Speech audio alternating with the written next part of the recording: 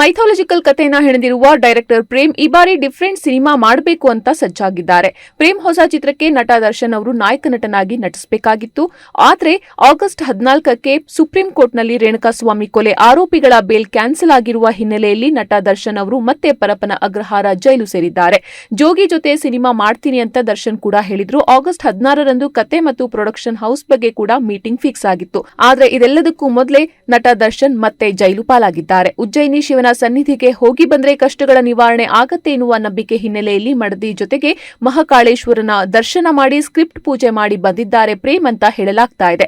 ದರ್ಶನ್ ಸಂಕಷ್ಟ ನಿವಾರಣೆಗಾಗಿ ಮಹಾಕಾಳನ ಮೊರೆ ಹೋದ್ರ ಪ್ರೇಮ್ ಎನ್ನುವ ಪ್ರಶ್ನೆ ಸದ್ಯಕ್ಕೆ ಮೂಡ್ತಾ ಇದೆ.